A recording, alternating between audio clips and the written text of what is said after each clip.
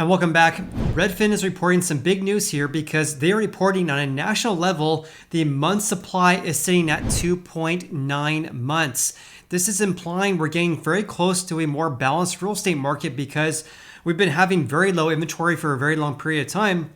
And right now we're at 2.9 months according to Redfin here. That was just announced on the 15th of September here. And there's a lot more to share in today's video. I have an update regarding home prices, housing inventory, pending home sales, and much, much more. So hope you guys get a lot of value in today's video. And of course, if you do, then please hit the like button. I greatly appreciate that. That helps support my YouTube channel. And of course, I love making videos for you guys. I love analyzing the latest housing market trends we're seeing right now in the US. So let's go ahead and dive right in here. It says sellers lose the upper hand as mortgage rates top 6%. As of Friday, which is actually today, average 30-year fixed rate mortgages is at 6.35%, according to the Mortgage News Daily, for people with exceptional credit, of course. And by the way, as a note right here, this is a 14-year high, the highest rates we've seen since 2008. On top of that, rates have increased greatly since August 1st of this year when rates were at 5.05%. So average rates have increased 130 basis points since August 1st of this year, which should cause a further pullback in home buying demand. But let's go over the latest trends according to Redfin right now. They post timely housing market updates because we're not going to see August numbers from the National Association of Realtors until a couple weeks from now, or about a week from now. It says here, high mortgage rates have brought balance to this housing market, but it comes to a high price for both home sellers and home buyers. For home buyers, obviously they're facing headwinds right now regarding housing affordability because we have spiking mortgage rates and of course, still high home prices. In contrast, though, home sellers are also facing some headwinds as well because they don't have as much of a stronghold in this housing market like they once did. And meanwhile, as I mentioned here, Redfin is reporting we have a 2.9 month housing supply.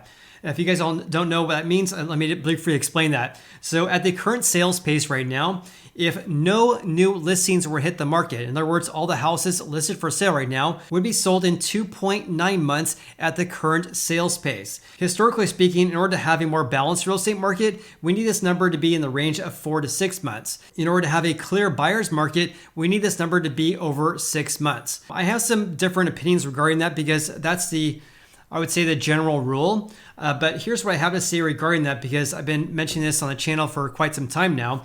If we had record low housing inventory, going back, let's see, this would be April 2022, when we had less than a 2-month supply. If we were to go to a less than a 2-month supply all the way up to a 4 to 5 month supply, I wouldn't call that a balanced real estate market because that would basically mean that housing supply would have to go up by 3 times current levels or levels we saw in April. So because we had record low inventory levels, in order to move to a 4 to 6 month supply, that would, in my opinion, would cause a buyer's market because the vastly different changes compared to April this year, for example. So in other words, in my personal opinion, if we had a 4-month supply, that would imply a buyer's market because we had less than a 2-month supply back in really March all the way until May of this year. But even though at 2.9 months, we don't have a buyer's market, buyers have much more of an advantage right now than they once did 1 year ago. On top of that, as you guys can see right here at 2.9 months, this is the highest levels since 2020 and also 2021. The 2020s right here, 2021s right here. At this time in 2021, the month supply was around 2.2 months. Now again, we have 2.9 months. In 2020, we had around 2.5 month supply. And Redfin stated the following here. They said the rapid climb in the month supply shows how quickly sellers lost their grip on this housing market as mortgage rates shot up to 6%, making homes unaffordable to many buyers. Potential sellers are also reluctant to list their houses for sale in this environment as well, which is why inventory is falling. As I've been reporting to you guys as well, because the number of new listings has been decreasing greatly for several months now or several weeks now, and that's causing inventory to actually decrease as of late. And as I've been reporting to you guys, we've been seeing less real estate showings by real estate agents showing houses to their home buyers in North America ever since really the middle of July. As you can see right here, the orange line right here, ever since the middle of July, we've had less home showings compared to the first week of this year.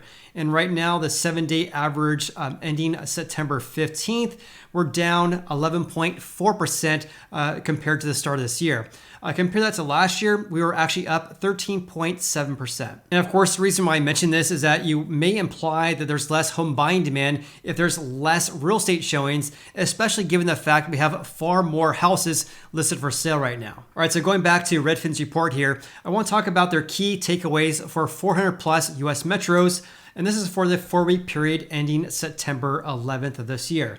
So the median sold price, again, these are closed escrows, a lagging indicator of our housing market, is $371,000. That's down, if I'm not mistaken, from about $394,000 from just a few months ago. So home prices have decreased quite a bit since then, but we're still up 7% year over year. Meanwhile, according to Redfin, there's only 4 metro areas that saw year over year declines in the median sold price in the US. That was in San Francisco, where prices fell by 8% on a year-over-year basis, again, for the 4 weeks ending September 11th. And by the way, that was the biggest decline since July 2022. Oakland home prices fell by 1.6% on a year-over-year basis.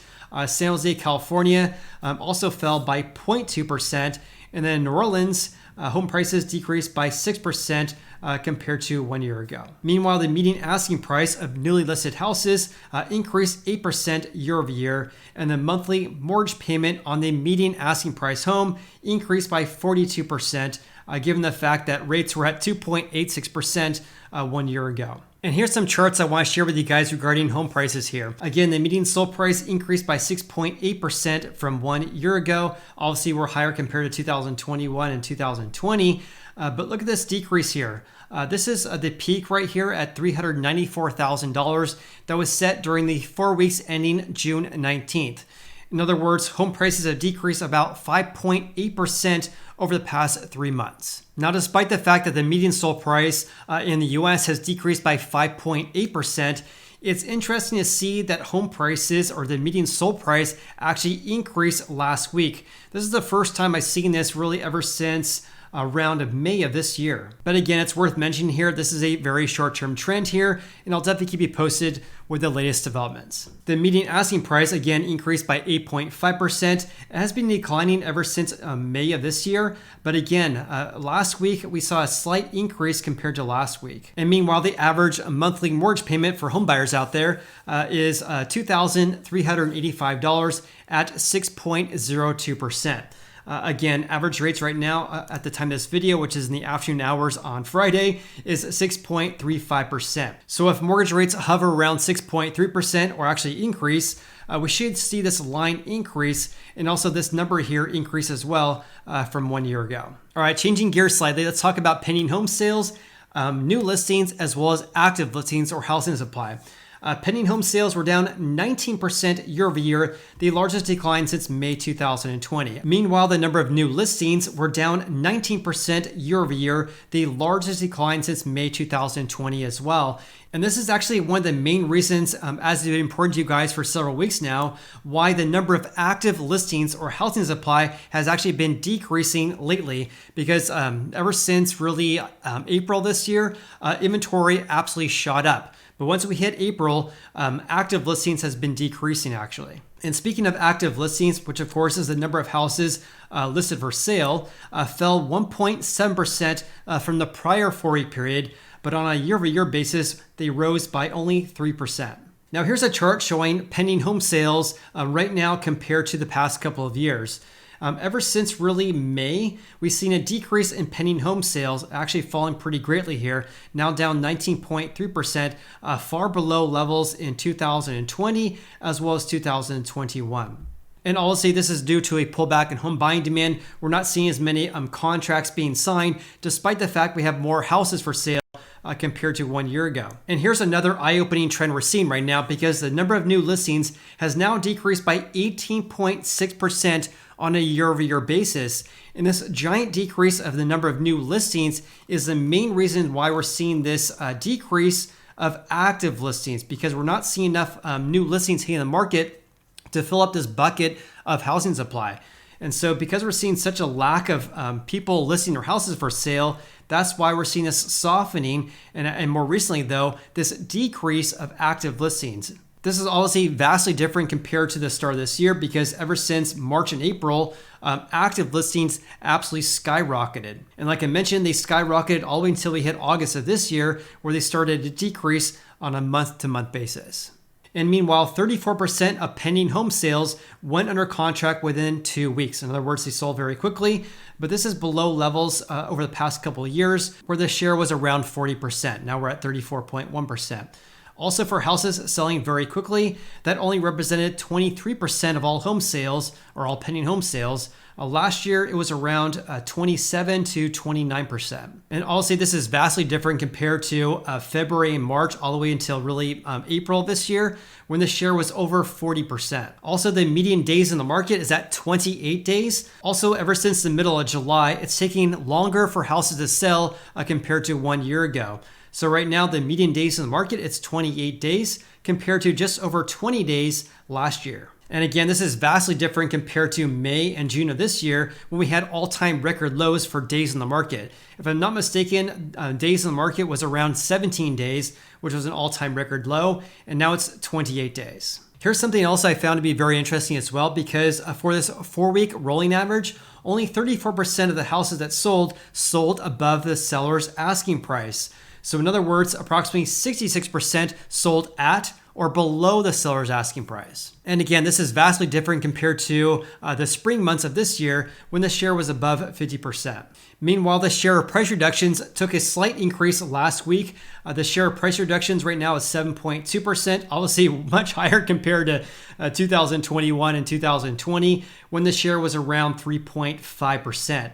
And again, this is by week, so you have to multiply this by about 4 in order to get the monthly share. So for example, according to altusresearch.com, they're reporting that the 7-day average right now is at 40.09% of the share of price reductions. So approximately 4 of every 10 houses listed for sale have already reduced their asking price. This is much different compared to just a few months ago because the share right now at 40%, going back to May 6th of this year, the share was 20%. So ever since then, the share has doubled. And going back to Redfin's report here, they're also reporting that home sellers are selling their houses for less than their asking price. To be exact, by 0.5%. So the sale price to list price ratio is 99.5%. Compare that to 2021, we're actually above 101%. So 1 year ago, the share was 101%, meaning that home sellers were selling their houses for 1% over their asking price. Also going back to May of this year, the share was at 102.5%. I mean, what a difference over the past several months now. Home sellers getting way over the asking price. Now they're getting less than asking price. And lastly, Redfin's Home Buyer Demand Index, which of course is a measure of requests for home tours and other home buying services, fell by 11% compared to 1 year ago. However, though, their index has been increasing more or less ever since the middle of June. So comment below your biggest takeaways from today's video. Also, if you guys got any value in this video whatsoever, then please hit the like button. I greatly appreciate that. Hope you guys have an awesome day and look forward to seeing you on the next video.